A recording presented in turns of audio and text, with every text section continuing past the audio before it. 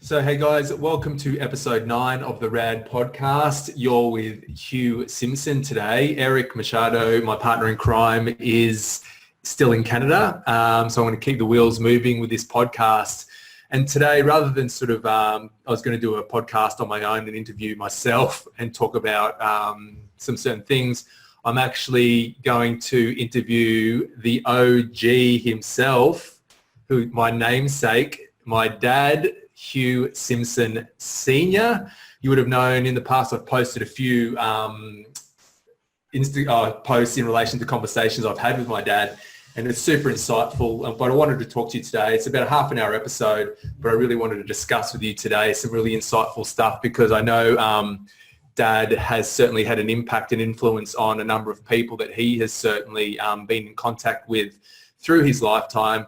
He's a swimming coach by trade, but also an entrepreneur. Dad's built some very successful businesses, raised 2 amazing kids, me and my sister, and we get some really cool.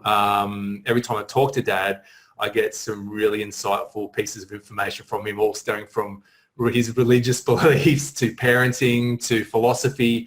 So it's really cool. So Dad doesn't want to be on camera, so it's just me today, but you'll hear his voice. But I'd like to welcome to you the OG himself. Dad, OG stands for Original Gangster. That's a new term.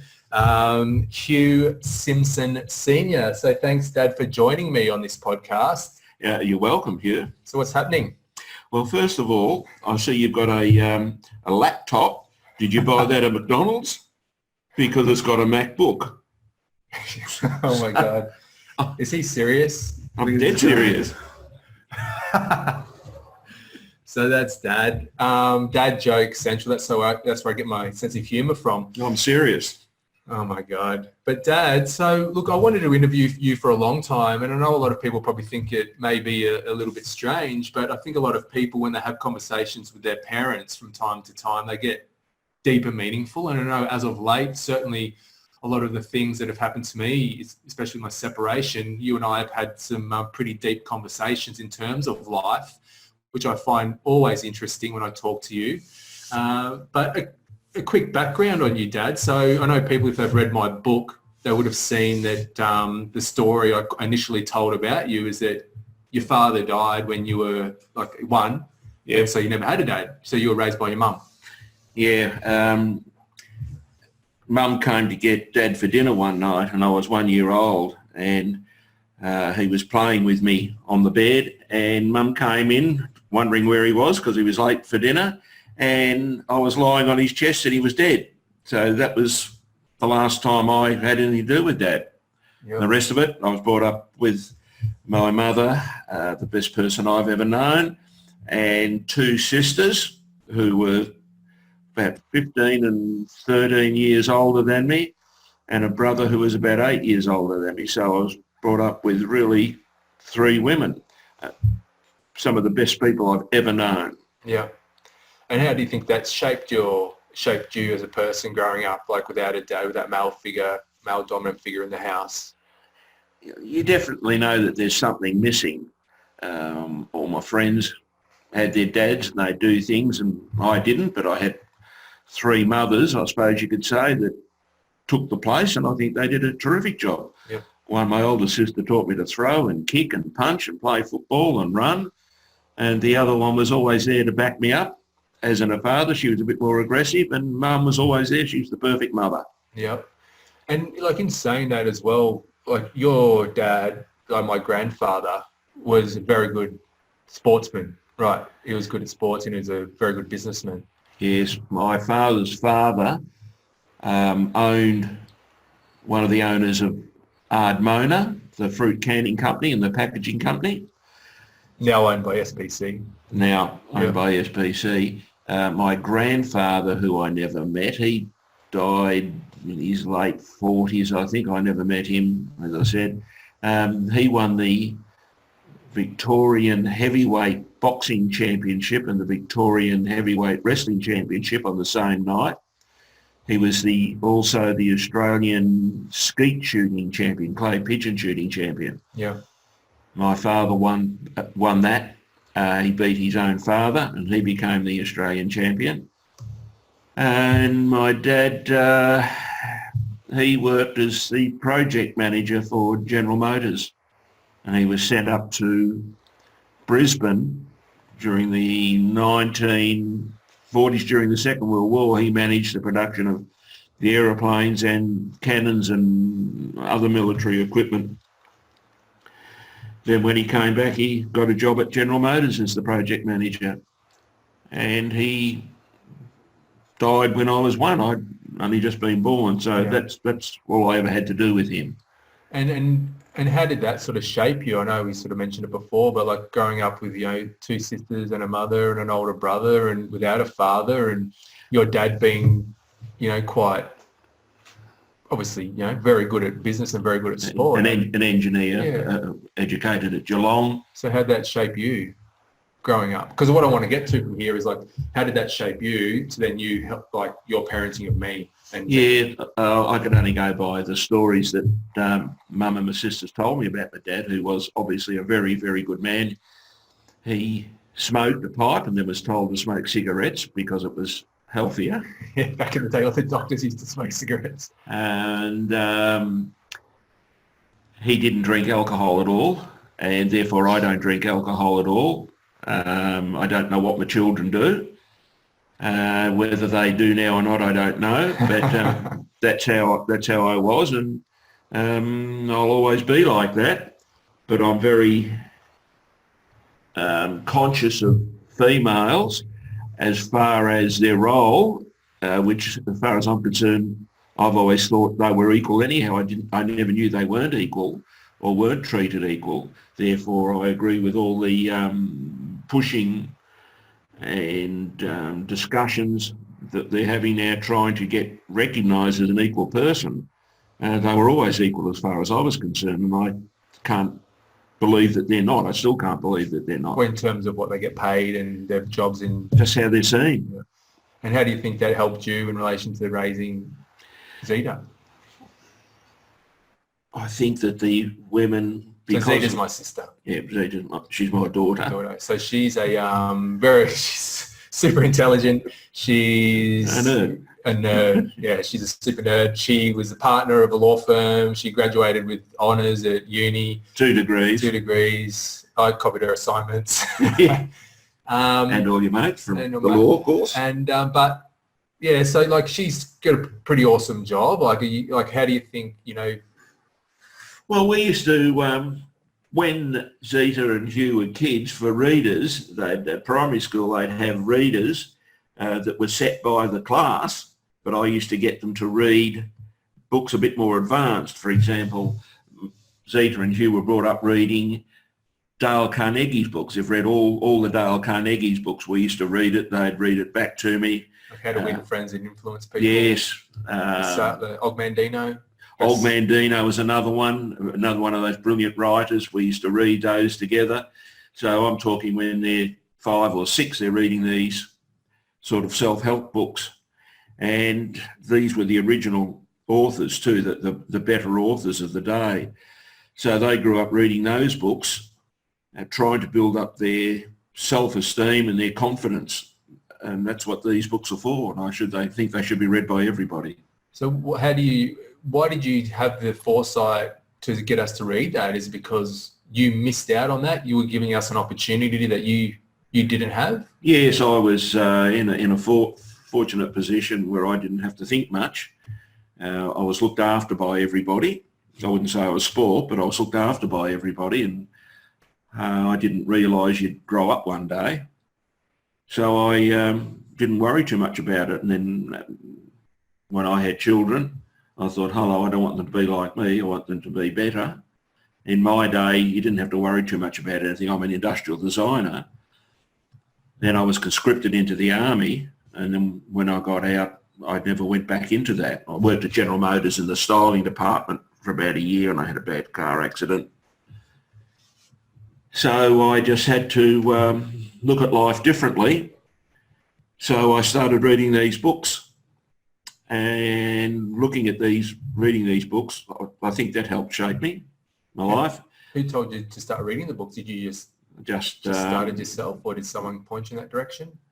It was when I was first working. There was a character there that put me onto reading. What was the name of the book? The Chariots of the Gods by Eric von Däniken, Professor Eric von Däniken. And he was way ahead of his time. He's the main reason for his book. He reckons that there were aliens that visited the world, which I think there's every chance there are with what they're discovering at the moment.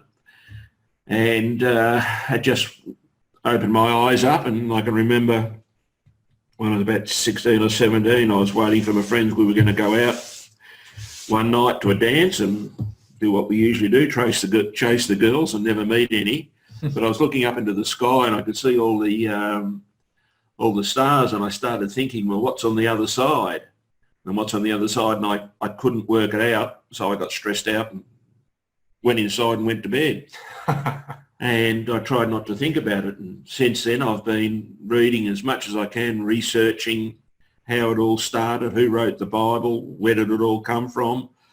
I read, what's his name, Stephen Hawking's books, got a different perspective.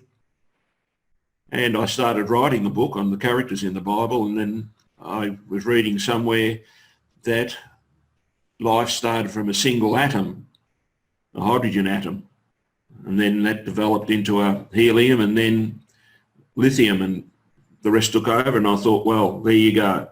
So I stopped all my research. Now I'm totally confused. So I'm quite confused where we're going with this podcast.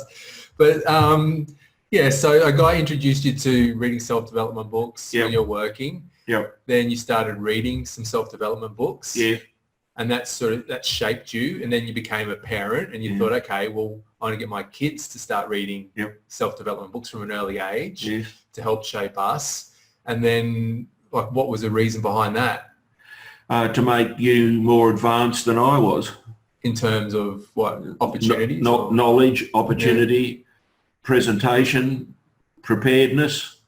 Because in the people that were born in the 50s and before, you never heard the word pollution or job security. Everyone had a job and just everything went on, and that's what I thought. But things changed, and I thought, well, Zeta and Hugh, I can't let them get left behind. So this was the best way, and giving them the best education money could buy, orthodontic work, and used to have a big cup in my teeth. Public speaking, debating, modelling, dermatologist, everything. So doing all those things, it's kind of like shaping someone's life, isn't it? You're crafting out a future for your kids to give them the best opportunity to be successful in something. Yes. Right. Whether it's making them look good, but making them look good makes them feel good. Yes. The teeth looks good, gives them confidence. Yep. Being able to speak and being articulate is a huge plus. Being well-read, being highly educated, well-groomed, it gives you, apart from my stubble today, it gives you a bit of a head start, doesn't it? It does. And look, I appreciate that. I know going back when I was going to like public speaking and Toastmasters and doing all these things that you're making me do, swimming, for example, you know, I didn't appreciate it at the time. I was actually really, it was like more of an inconvenience to me. But now I'm like, oh my God, I'm so appreciative of having good teeth, of being able to speak properly, being confident when I present myself in people. And I think that is what has got me to where I am today, is all that. Had I not had that and you had the foresight to do that to me, I don't think I would be where I am today. You definitely wouldn't, neither would Zeta, if things were let to go in a different direction, which could have happened, but I decided you had to rely on me, therefore I had to get it right. Because if I got it wrong, it was going to affect you, and we got it right. And there were decisions in terms of your jobs and like moving from Melbourne to the Gold Coast for a job, wasn't it? That's what you mean in terms of that. It's like your parenting became first above anything else. Yes. I mean parenting in relation to like providing for your kids, security, education. That's right, isn't it? Yep, did it all. I had to make sure it was done right, and I think you'd agree we got it right. I could have made other decisions, not coached you in swimming. You may have made it, more than likely would have made it in Aussie rules or boxing. But I tried to keep you safe as well. And I thought swimming was one way to get recognised, especially in Australia. And incidentally, as far as I'm concerned, swimming is an equaliser for men and women, boys and girls. Swimming is one of those sports a swimmer is thought of as highly as football or cricket in Australia. Female swimmers, male swimmers, you're right up there. I thought it was something that everyone could enjoy. And of course, education is the great equaliser. We get, regardless of male, female, religious belief or race, creed, colour, anything like that. Education is a great equaliser, and that's what we did. Yeah, you certainly did do that. I remember you doing a few businesses and working a few jobs to send Zeta and I to the best schools. And obviously, I think coming to the best schools, getting the marks we did, and then going to university and getting the degrees we have done, I think for any parent, having a medical degree, having an accounting, having a business, having a law degree, I think, they're the degrees that you would certainly want your kids to have. And I think you've achieved what you set out to achieve by doing that as a parent. But I just want to quickly talk to you as well about something in terms of, you see a lot of athletes today, like kids, being pushed into certain sports by their parents. I don't know, we've had this conversation. I think it's really important. So parents go, okay, well, I used to be a rugby player. My kid's going to play rugby. Or I used to be this, I'm going to do that. I want my kid to play golf. I want my kid to be a tennis player. I want to be a superstar. Like what are your thoughts on that now, having the benefit of hindsight, in terms of, take me, for example, pushing me down that road? That's one question I want to ask you. And then the second is being a parent and a coach. Being a parent and a coach was, I didn't want anyone else to coach you in swimming, and I only got into swimming because I used to buy and sell businesses, and I bought a small gymnasium and an indoor swimming pool in school. And I didn't trust anyone else to look after you and Zeta, so I did it and started getting qualified.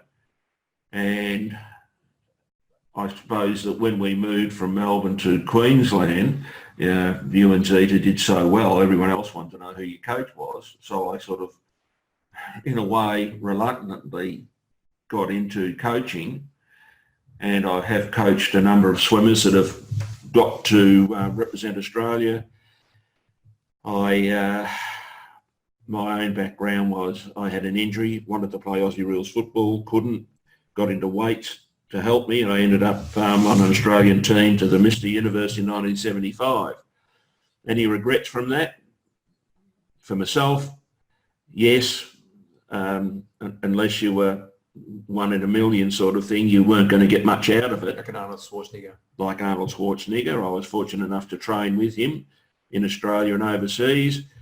Steroids were used a lot in those days. I was advised not to use them by a family doctor, and I didn't. And the result of that is it builds up your self-esteem and confidence. But having muscles. Yes. But you get a lot of injuries, and I've just had so many injuries and so many operations.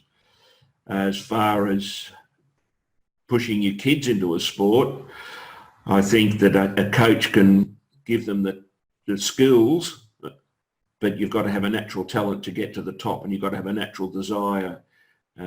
You can't get parents pushing into something that you might not want to do. That's where you get problems. And I could see with Hugh, he loved his boxing, loved his weights, cricket, struggled with his swimming. He was exceptionally talented, except he wouldn't train hard, and he just wanted to surf. And I'm dead against studying and letting them go to the beach all the time,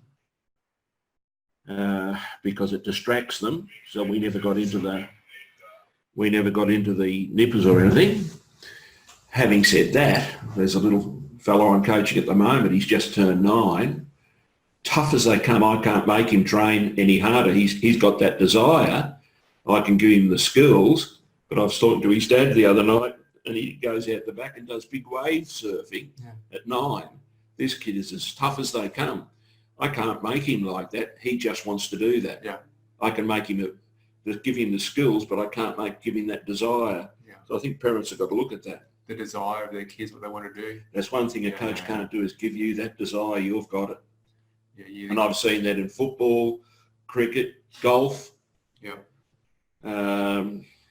Those couple of stories there of school friends. One of them's with Hugh, went to school with, and one of them I went to school with. And that guy, I used to make fun of him because all he ever did was walk around with a cricket bat, and he ended up being the captain of Australia. Yeah. He was my neighbour. Yeah. And I think someone Hugh knows ended up as a golfer. Yeah, we used to call him Adam Scott. We used to pay him and call him Golf was his nickname. Because all he did was play golf, and look at him. They had that desire. Yeah. The guy I was talking about, my neighbour was Graham Yellett. Yeah. Captain of Australia.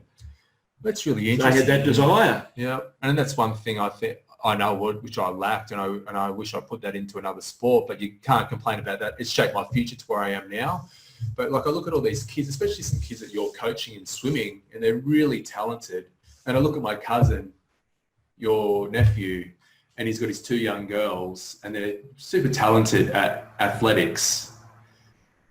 They're young though, like 13, and he's got them training like professional athletes. And we saw that when I used to swim. I used to train. I used to do like 4 25-meter sprints, a couple of 100 meters. I'd train for half an hour, and I was an Australian standard swimmer. Begrudgingly. Like my training sessions consisted of 4 50-meter sprints. I think I did one of them maybe flat out, the others I was budging. But that was just a natural ability. But then I had these kids that were training, remember like the Darren Gooders and the Nathan Rickards, and these kids were training like, in their warm-up, they'd be doing more swimming than I did in my entire week. Yeah.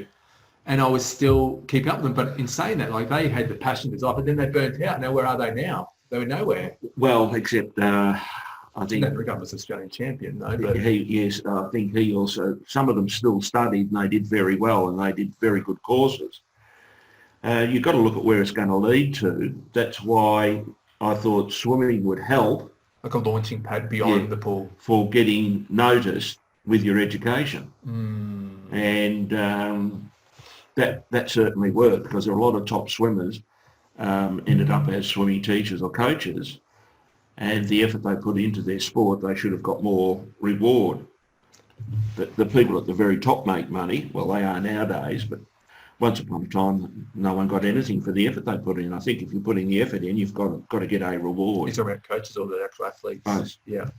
Yeah, well, you look at that as well. And I used to think about that. You could be ranked top 10 in the world in swimming, not making any money, but you're ranked top 10 in golf or tennis and you're making millions of bucks. But you're putting just as much or more effort in than these guys. Well, the dedication for a swimmer. I see all these kids swimming and I'm thinking to myself, and I think to myself, what a wonderful world. What? No, I'm just, someone just tried to call my phone and Wrapped it up. Hang on a second. I'm trying to find where it is. Damn it. Are we still on air? Yeah, still on air. I'll get that cut out by editing. Okay, I lost my train of thought now. Yes, he has, so have I. Talking about people that put all the effort in, all these kids that train and train. Yeah. Where's it leading to? Yeah, where's it leading to? It's like a launching pad. Very, very healthy sport. Yeah. As I said before, swimming is regarded in Australia, and I think around the world, as being equal to baseball, football, cricket, and also it's a non-contact sport, but the superstars in swimming are thought of just as much as superstars in AFL, rugby. Yeah. They don't make anywhere near as much money, yet some of them have made a lot of money. Some of the top swimmers, like most sports. Grant Hackett, Australians, you've got all the Americans. But a lot of the girls from Australia, the females, were making very good money. Yeah. And they got jobs on TV and the radio, and you look at Nicole's Stevens or Livingston, what's her name now? She's understand. it's something to do with the AFL football, isn't it? She is.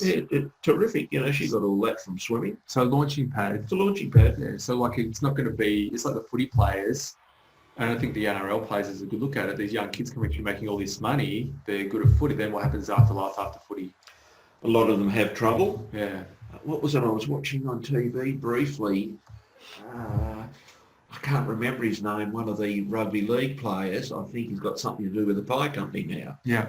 Gallows pies? That's probably a lot something of like stuff that. like that. That's terrific. But what I was doing was getting them, I think, swimming and education and all the other things we did, teeth, public speaking, school, image, clothing, people you hang around with, self-education, looking at what you're doing, living a good life, trying not to disrupt other people's lives, not putting your thoughts on life, not ramming them down other people's throats, giving you a rounded, well-balanced life.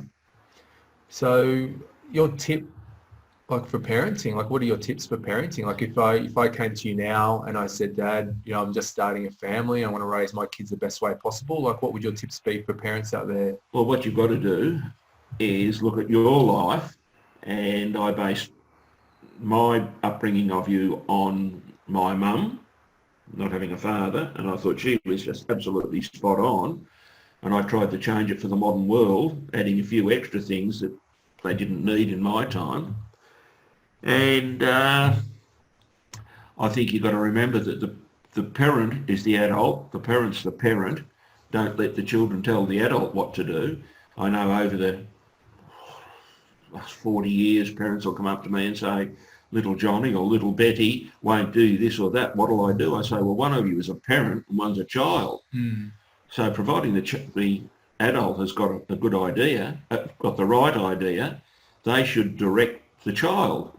You can't let children tell you what they want to do because they have no idea. No, I agree. That comes with time on this world. You learn it. It's a slow process, and other people will say, "Oh no, you do this, you do that," and no, you've got to set the boundaries. Yeah, I think that will because they rely on you. Yeah. I never negotiated, as you know. And providing I was sure I was giving you the right idea.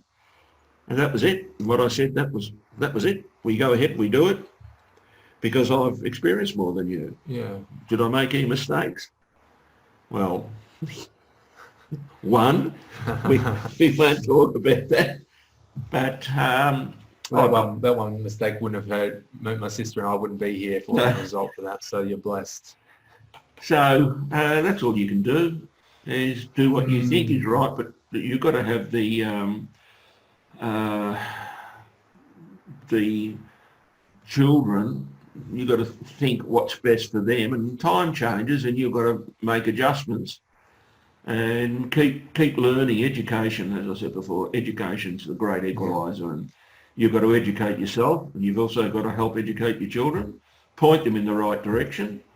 The basic fundamentals of religions, they're pretty right. Yeah. But reading all the different religious books, a lot of them are ambiguous, and it depends on interpretation. Yeah. That's why you have so many problems ever since in any religion. You got some people who see it this way and other people see it another way. There's actually a book I'm reading I was given by a friend of mine called The Course in Miracles. Yeah. I think you'll really relate to it in terms of it gives a really good comparison. It talks about the Bible as a bit more of a self-development book rather than anything else. I think you'll find that really valuable because it's certainly opened my eyes in relation to the contents of the Bible.